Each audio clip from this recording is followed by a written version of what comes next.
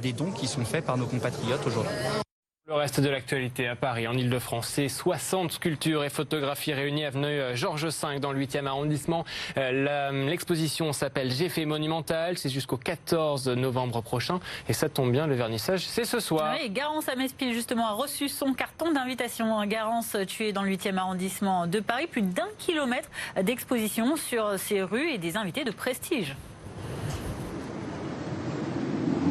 Oui, des invités de prestige. On parle de Teddy Riner, on parle de Brahim Zaïbat, on parle de Ryan Bensetti. Et celui qui se fait un petit peu désirer, parce qu'on ne sait pas s'il va réellement venir, c'est Neymar, le joueur du Paris Saint-Germain, qui est blessé à la cuisse. Donc, pour le moment, on ne sait pas s'il va venir, mais en tout cas, pour ceux qui veulent venir voir cette exposition, c'est un réel musée à ciel ouvert qui est exposé ici, avenue Georges V, 60 œuvres. Et pour la mairie de Paris, mais aussi pour la secrétaire d'État chargée des commerces de proximité, il était important de justement promouvoir l'art dans les rues de Paris. Écoutez-la.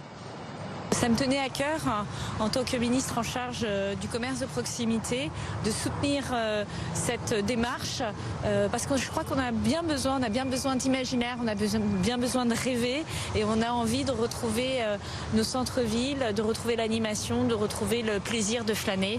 Et l'art, c'est au fond cet imaginaire, ce plaisir de flâner, ce plaisir de la contemplation. 63 œuvres sont exposées donc sur cette avenue Georges V. C'est donc un musée de 1600 mètres de long.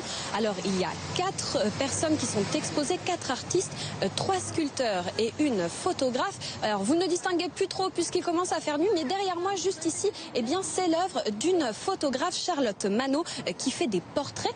Alors c'est à s'y méprendre, on pourrait dire que ce sont des tableaux, mais en fait non, ce sont des photographies, mais avec une lumière bleutée qui rend un petit peu le portrait à des allures de tableau. Et puis ces 3 autres sculpteurs qui sont exposés, il y a Marcos Marin, dont je vous ai montré une œuvre un petit peu plus tôt, qui a fait un portrait de Neymar. Je vous le montrerai peut-être tout à l'heure, c'est assez rigolo.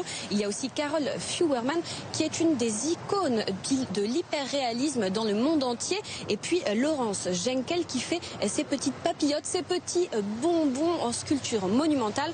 63 œuvres. Donc, pour venir les voir, eh bien, il faut venir, Tanguy et Fanny.